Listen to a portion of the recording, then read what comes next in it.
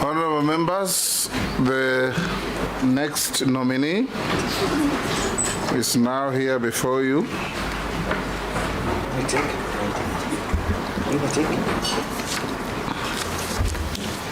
Your name is Dr. Julius Ogamba. Julius Ogamba. Right.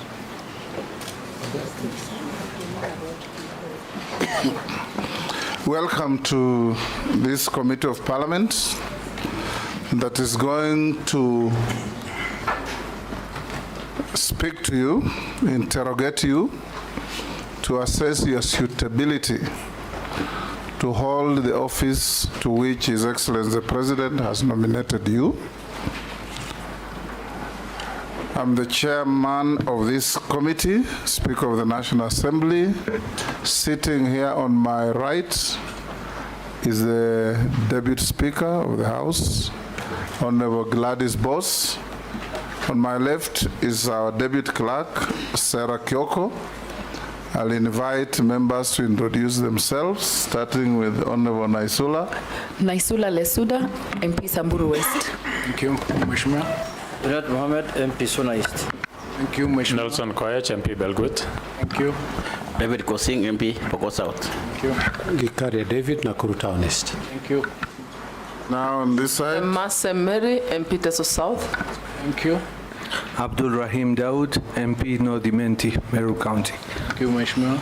I'm Ferdinand Kevin Wanyonyi, Member of Parliament, Kwanza, Trans Nzoia County. Thank you. George Gitonga Murugara, MP Tharaka Nithi. Owen Baya, MP Kilifi North. Thank you, Mheshimiwa. Robert Mbui, MP Kadhiani. Thank you. Stephen Mule, MP Matungulu. Thank you. Dido Raso, MP Saku. Santeni. Mishimboko Likoni. Thank you. Rehab Mukami, Nyeri. Santi. Kaleba Misi Saboti. Thank you. Mr. Ogamba, once again, welcome. Thank you. To this committee. You will be sworn. You are going to testify on oath. You can choose, depending on your faith, to swear on the Bible, on the Quran, or to affirm. Which one do you prefer? I'll use the Bible. Mr. You swear on the Speaker. Bible? Yes. Take the Bible in your right hand and recite the standard oath. I, Julius Ogamba, do swear that the evidence I shall give before the committee on the matter under its consideration shall be the truth, the whole truth, and nothing but the truth. So help me God.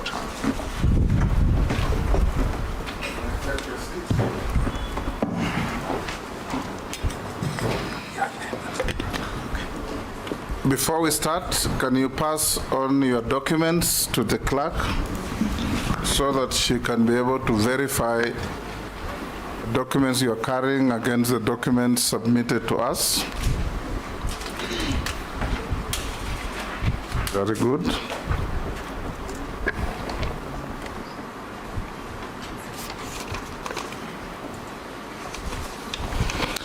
For a start, we invite you to give us a self-introduction, briefly, your name, your educational background, your work experience, and your key competences that make you feel appropriate for the position for which you have been nominated. No more than 5 minutes. Thank you, Honorable Speaker, and thank you, honorable members of the Appointment Committee. I'm greatly humbled to be here today before you for my confirmation hearing, the position of CS Education. First and foremost, Honorable Speaker, I wish to thank His Excellency the President of the Republic of Kenya for finding it fit to nominate me to this position. Honorable Speaker, my name is Julius Ogamba. I was born 57 years ago in Kisii County. I went to primary school in a school called Kenyoro. And thereafter, I moved to a school called Homa Bay, where I did my CPE exams. After that, I was called to Kabarak High School, where I did my Form 4, and then I was called again back to that same school for my A-levels. Thereafter, I passed, and I was called to go to the University of Nairobi to do the degree in law. Prior to that, I did a stint as an untrained teacher in Buruburu High School under KD Hand schools those days. After graduation, I went to the Kenya School of Law, and after admission to the bar, I started my legal practice in Nairobi. I started a law firm called Julius Ogamba and Company, and thereafter, in 1996, I took a break. I went to the University of London, where I had studied a diploma in the advanced legal studies. I got a diploma from there. Since that time, I've been practicing law, spanning almost 31 years as a private practitioner. I have represented various clients, both individual clients and corporate clients. I have also had a stint in politics. In 2007, I ran for parliament for Kitutu Church North, and 2017, and also in 2022, I ran for the Deputy Governor, Kisii County.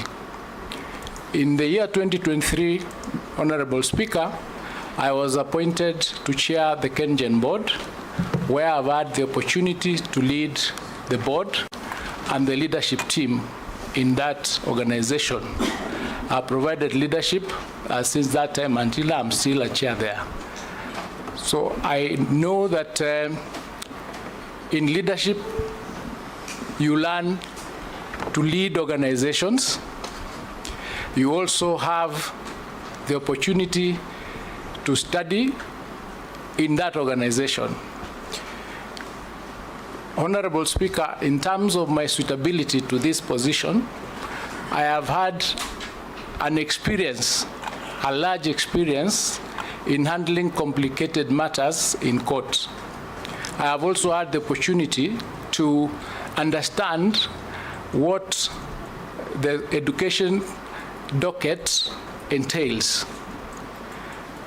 Honorable Speaker, our Constitution provides under Article 43, under Article 53, and also under Article 55 for provision of education to the children of this country.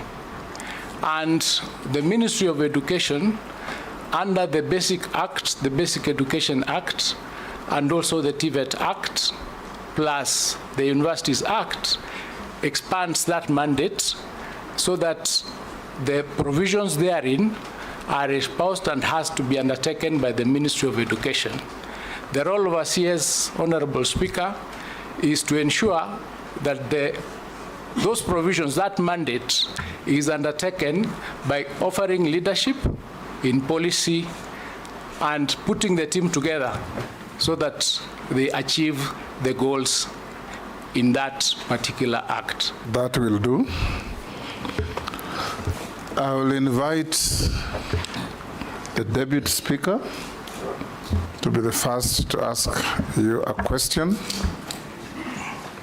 And we expect, when questions are put, to receive concise and precise answers to those questions. Mr. Ogamba, as you're well aware, many Kenyans have put in a lot of complaints relating to the competency-based curriculum, complaining about the lack of facilities, training of the teachers or sufficient teachers. If you are confirmed, what would you change? What is your analysis of the situation, and how would you handle it if you are appointed to this position? Thank you, Madam Deputy, for that question. I have listened to Kenyans on the issue of the CBC. The competency It's a competency-based curriculum that came about in order to replace the 844 system that was there before. The issues that I have identified as a challenge in the Act and as a challenge in the program are 3 in number. There is a problem of lack of teachers. There is also a problem of the engagement of the parents in that program. There's also the challenge of the infrastructure that is supposed to be available to ensure that the CBC is done properly. In my view, the CBC, the competency-based curriculum, is a good program that came to ensure that the children who are learning get the benefit from their talents. So therefore, what would be done is to ensure that the parents understand what it's required for them to be able to assist the children when they're undertaking this CBC. Naisula. Thank you, Chairman. To the nominee, I just want to understand from you, what is your take on government's continuing good policies that exist? And why I ask that question is that our cabinet secretary is continuing with the good policies that they find there. In the education sector, we have found and we have seen in the past, every time a cabinet secretary comes in there, they think by changing policies that even are working is showing that they are working. So I want to understand what your take is on that, whether you will continue with the good policies that are working. And my second question is the whole issue of the new university funding model, whether you are aware of it, and what measures will you put in place to ensure that you communicate effectively, especially to the parents and guardians, on what the new university funding model is all about. Thank you. Thank you, Madam Naisula. The question of changing existing policies in an institution that are good is, I think, something that needs to be considered. I do not believe that as a CS, if you went to the institution and you found that there are policies that are working, you need to change them. What you need to change is what is not working. So, because government is one, and you operate on continuity. It's a perpetual succession, so to speak.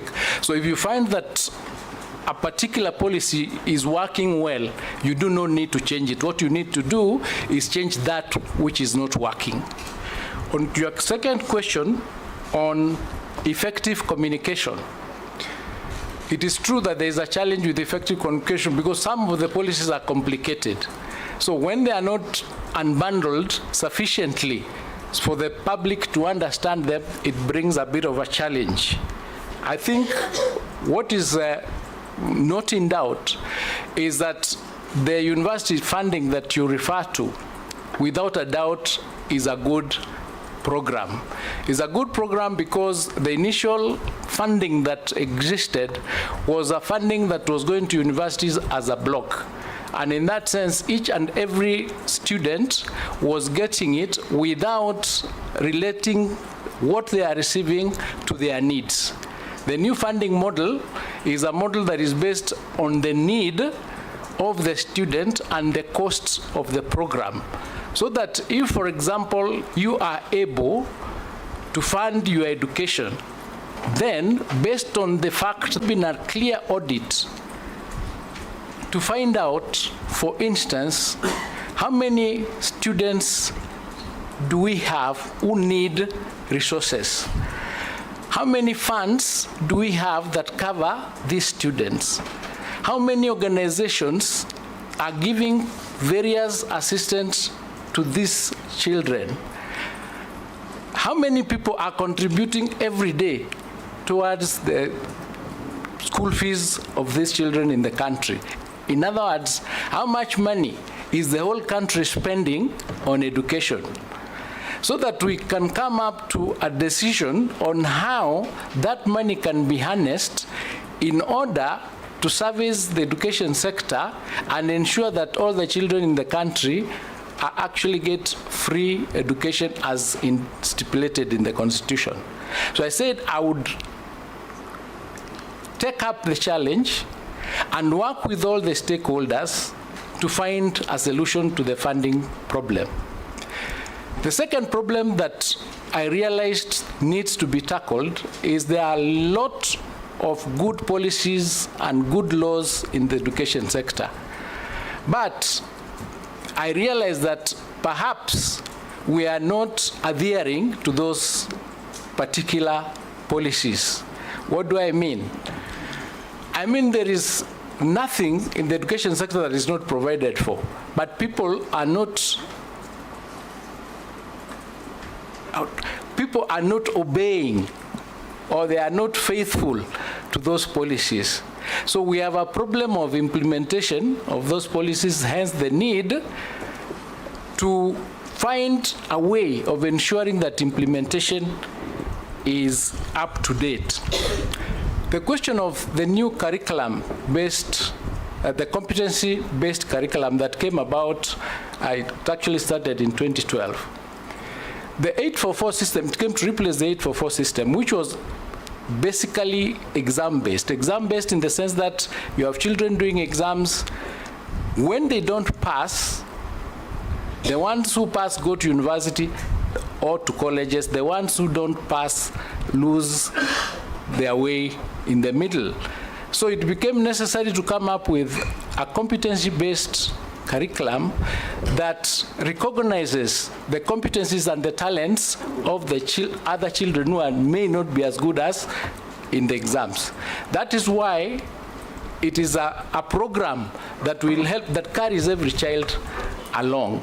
So it is a good program, but it has not been understood fully by all the parties and all the stakeholders. So one of the things that needs to be done is to unbundle the various elements of that particular CBC and have that information passed on to the public so that they can understand. So there needs to be a lot of sensitization in that area because we are now in that program. Yes, Nelson, has he finished your questions? The new education funding model, I'd referred to it earlier. It started last year. It is only 1 year into operation. We are doing the second year now. It has some teething problems. And of course, one of the challenges that it has is the means testing instrument is not wide enough to capture everybody and to be able to identify everybody's level of income in order to know that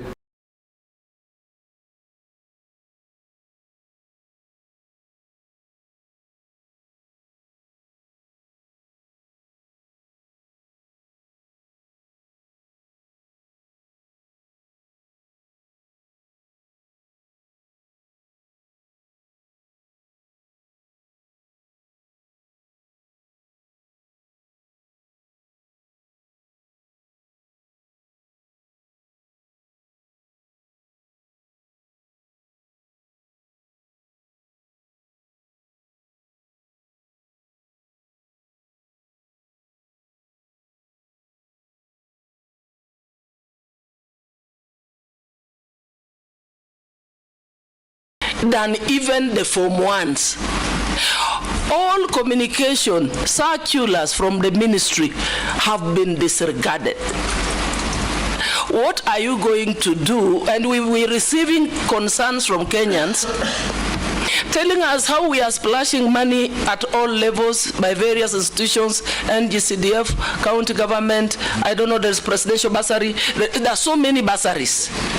What are your thoughts towards probably seeing how those funds are harnessed to ensure that we provide free, compulsory basic education to Kenyans? Thank you. Thank you. Daud. Thank you, Mr. Speaker. Mr. Speaker, the nominee has talked about CBC. If he is confirmed, grade 9 is just round the corner. And he is aware, he has said the funds are not there, they are not adequate. So what would be his position when we get to January next year? Where will the grade 9s be? Will they be in senior secondary, or will they still be in junior secondary where there are no classes? Because there are no JSS teachers, there are no interns for that matter. Secondly, there is a problem of all schools which retain exams, which there have been many circulars from all the ministers who have been there that they should not be retained. What is your thought on that? And the last one is special needs schools. They have been ignored completely by the Ministry of Education. If you are confirmed, what are you going to do about the special needs schools? Deal with those two. Thank you, Honorable Speaker. I'll start with the question on the parents being charged a lot of money by various institutions beyond what is indicated in the various circulars from the ministry.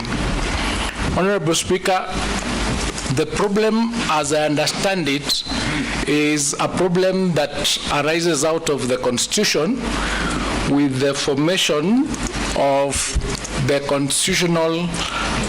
the independent constitutional body called TSC. In the Constitution, TSC is in charge of all the teachers, and it handles including the discipline of the teachers. Now, what then happens is the Ministry of Education is in charge of releasing funds to schools, and when those funds are not used properly, or when the teachers do not follow the circulars, the Ministry of Education doesn't have power to discipline those teachers. They have to go through, they have to prepare a report, go through TSC to give that punishment. So what has happened, because of the reforms that are taking place, there are consultations where we are supposed to work together, and what has come up is to agree with TSC so that with respect to principals, the Ministry of Education becomes an agent of TSC with respect to handling those aspects, especially where they do not follow the circulars from the ministry. So there are regulations that are being discussed as we speak, and once it is agreed, that then would be a problem of the past, because once an audit is done and it is found that a teacher has not done what he was supposed to do, then it is possible for the ministry to take action against that teacher directly without going through TSC. Then the question from Honorable Dawood, there were three. I will deal with the issue of retention of certificates, which has been a problem that has been there throughout, I think, the educational lifespan of Kenya.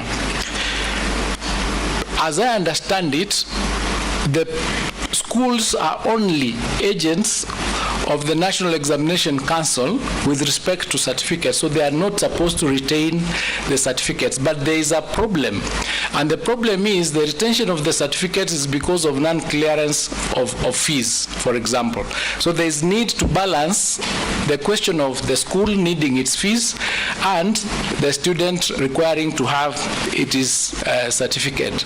So it is something that if you found that I'm fit to take up this position, we would have to look into it, find out how far those discussions are, because they've been going on, and then we pick it up from there. Because I believe if it is a question of schools having pending bills vis-a-vis the pending school fees that the children have not paid, maybe we can have an audit and know the exact amount and do one block application either to Treasury through Parliament, so that this is paid off and then the children can get their certificate. So there is a possibility that there is a way that can be resolved if we come together and discuss it and see how best that problem can be resolved, because we have to get a balance. The special needs schools under the capitation model, they do get an amount that is slightly higher than the normal schools. There are also programs and policies that require that, for example, where they need facilities, their allocation is supposed to be slightly higher. But because of lack of resources, it has become difficult to meet all their requirements. What then would be the solution to it is to come up with other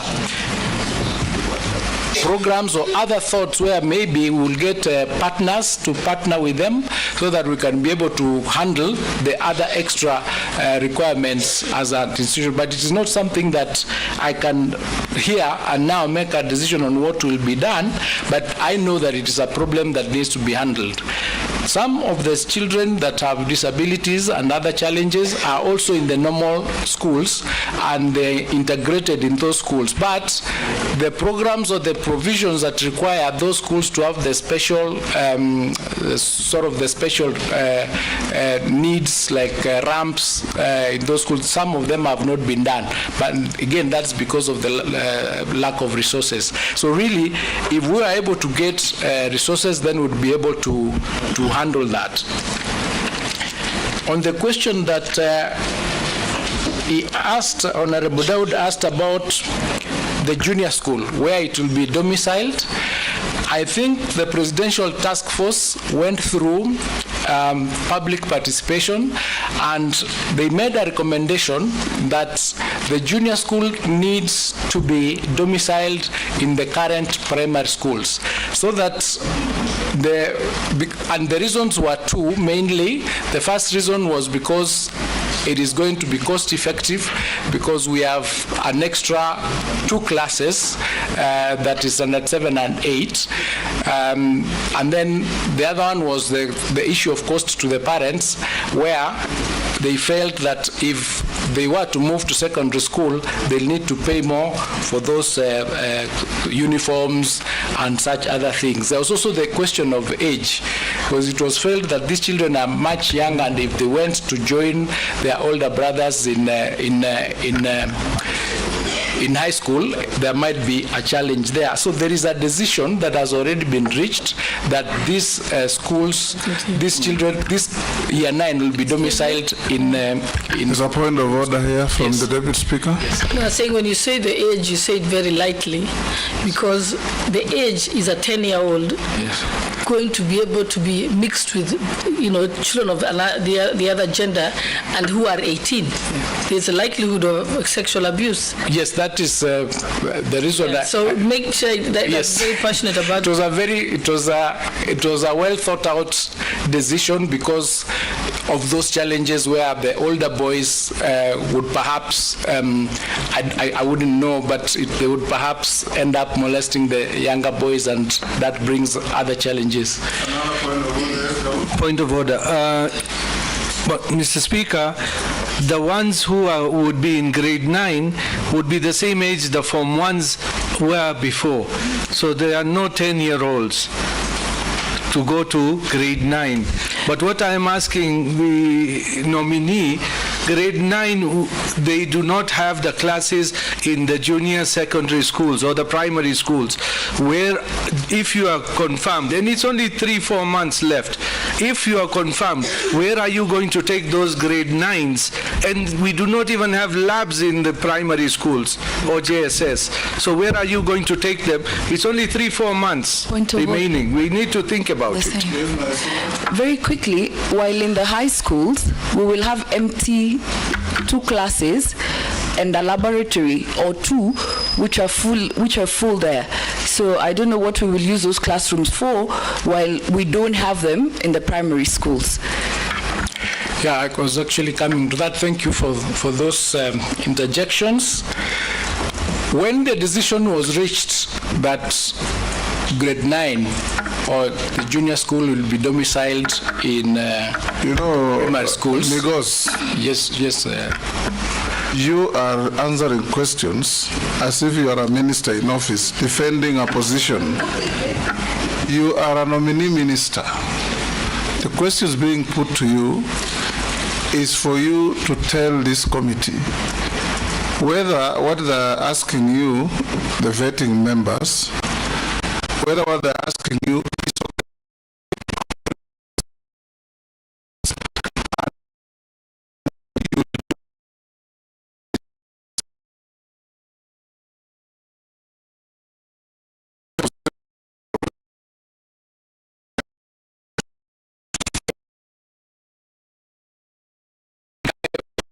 position is the decision to have the junior school domiciled in the primary school is the correct one.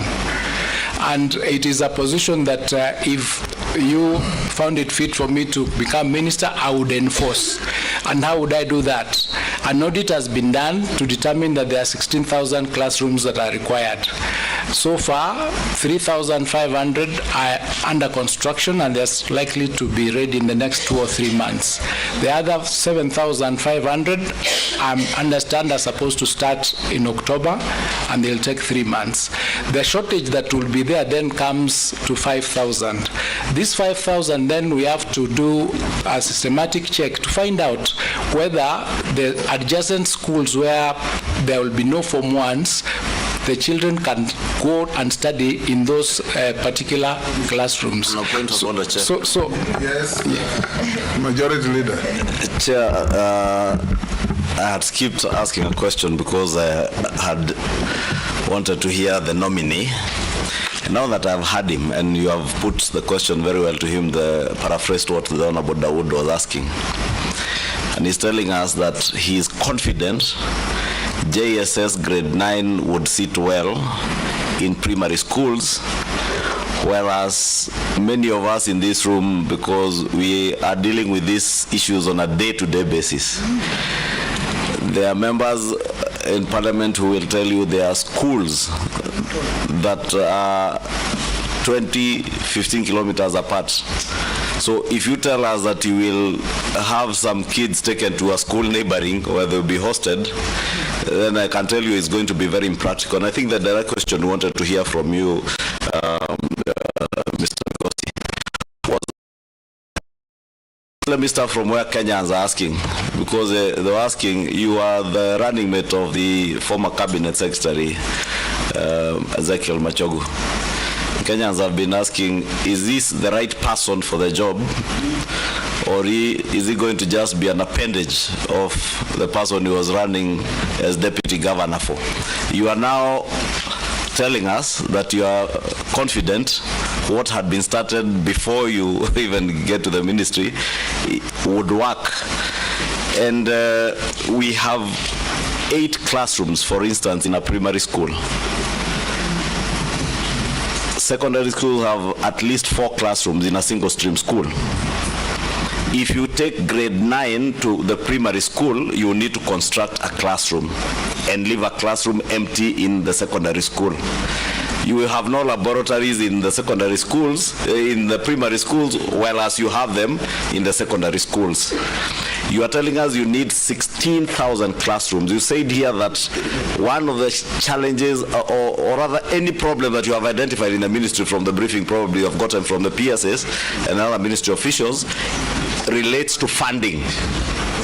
So if you have 16,000 classrooms shortage, on average a classroom will take 800,000 to $1 million shillings if done by CDF. If done by the ministry, on average it takes about 2 million shillings. So are you telling us you will, within the next 5-6 months before January, to be able to accommodate grade 9 in primary schools, be in a position to raise, is that almost 32 billion shillings for building of classrooms? My direct question is, do you have the courage to change that which is not working in the Ministry of Education? Thank you, Honorable Chunga, for that. What I'm saying... He has said what I told you less politely. Yes. Now, go on. What I'm saying, Mr. Speaker, is if we have a problem, we got to get a solution for it. Right. There is no question that Year 9s will not be in class in January. The question is, one way or which class? In primary section or in secondary section? Yes. So my position was a philosophical position that domiciling it in primary school made sense. But if we find... Now move from philosophical to practical. Now, if we find, if we find that philosophical position is not practical while you are in position with the facts and factors that will be provided at that point, then we got to make a decision because the children must learn. So, what I can say here, thank you. Yes. What I can say here is that I'm ready to take the decision that is in the best interest of the children. The children of Kenya. Yes. And you have the courage to do so. And have the courage to do so. Yes. Okay. Yes. Ferdinand. And you can only Okay, we'll go to the next. Come in. Yes. you can only give that decision if he becomes the minister, I say. Yes. Let me come in now. Appointee. Switch off your mic. Yeah. So I just want to ask you a very specific question which I've also and I'm going through at my constituency and I hope elsewhere as well. This is on the learner with disability. Learners with disability in this country are facing a lot of problems. I see some of them and I said, what the hell is this? To access education has been a problem. Just because we don't have enough schools that can take care of that. Of course, there's special need we have to have the teachers who are specialized in that. I want you to tell me what would you do, of course, to be able to deal with these disadvantaged children in our society. How would you, if you became a Minister of Education? Because that has not been addressed for quite some time now. Bugara. Thank you, Mr. Speaker. I have two questions to the nominee. The first one is, we've just come out of a strike by the intern teachers demanding confirmation, and in as much as that was directed at TSC, policy on education is by the ministry, and TSC just takes care of the human resource element of the teachers. There is also a threat, as we speak, of yet another strike, which means if it is not addressed properly, then our children's learning may be interfered with. My question to you is, how do you intend to relate with the TSC, which, according to the teachers, is accused of high-handedness and mistreating them? And the example they give is the recent sacking of 742 interns who claim to have been unfairly and procedurally dismissed just because they exercised their constitutional right to go on strike. So how would you, as the policy maker, relate with the TSC? Number two, as regards the classes, because that is the biggest infrastructure for schools, there are areas that are highly disadvantaged.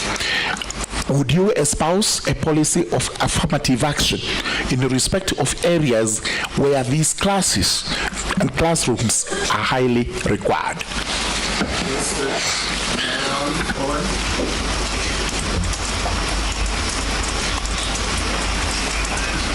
Thank you very much, Speaker. Speaker, I would like to ask the nominee for education the following question. The Minister of Education disburses school capitation, where each child is supposed to get 1,420 for primary and around 15,000 for per annum for junior secondary school. The NEMI system is based on availability of birth certificate for pupils. as full proof for accountability. So you present a birth certificate and the child gets money. Kids without birth certificates end up not being given capitation, and yet they are in school and require funds. There are schools with over 1,500 kids who get capitation for only 350 kids because the other kids do not have birth certificates. This, for me, is a constitutional issue because it speaks to discrimination. That children are being discriminated in school. You're actually growing rich schools, poor schools, because children have birth certificates, others do not have birth certificates. The kids are denied funds for an administrative issue that is not their making. The ministry needs to look for a no punitive measure or a non-punitive measure to ensure schools are capitalized and every student gets his or her fair share. This has resulted to poor schools and rich schools. All schools must get capitation based on all kids in school and not only kids with birth certificates. That's the background I'm trying to lay there. Nominee, I want to ask you this. How will you stop this discrimination? If you are approved as a Cabinet Secretary for Education. Secondly, how will you improve on NEMIS to ensure there's no corruption, that it captures all kids without necessarily having a birth, whether the child has a birth certificate or not. The birth certificate is supposed to get funding. I suffer that because I come from a community traditionally that has never looked for birth certificates when children are born, and therefore my schools get a quarter of the capitation they're supposed to get, and this spreads in northeastern Kenya, in other places where birth certificates has not been really a significant thing. How will you handle this, Nominee? Thank you. You can deal with those three. Thank you, Honorable Speaker. Honorable Wanyonyi's question with respect to special schools and children with disabilities, the learners. The only solution to handle that situation is to come up with an affirmative action program. Because in a society where we have a number of our children in that weak position, it is upon us to come up with programs and support them first. So if I was to become the CS for education, I would immediately ensure that an audit is done, find out how many schools are there for these children, how many they are, and what they require, and create a specific affirmative action for them so that they can be able to be brought up to the level of the other children. That's what I would do, to access education just like everybody else. To Honorable Mugara's question with respect to the strikes and the threat that is coming up, this morning when I woke up and yesterday, the Finance Bill 2023 was also declared null and void, meaning we are back to utilizing the Finance Bill of 2022, which means that the question of resources is shrinking even further. The threat of the strike by the teachers is based on their collective bargaining agreement, which was supposed to be effected, I think, from this July. Now, it is imperative that we arrest that situation by one, ensuring that we have clear and forthright discussions with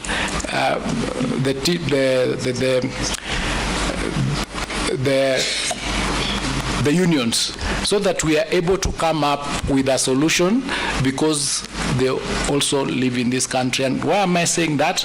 I'm saying that because in 2019, when we had COVID, it was not possible to sign a monetary CBA with the unions. So when TSC discussed with them, they agreed to sign a non-monetary CBA.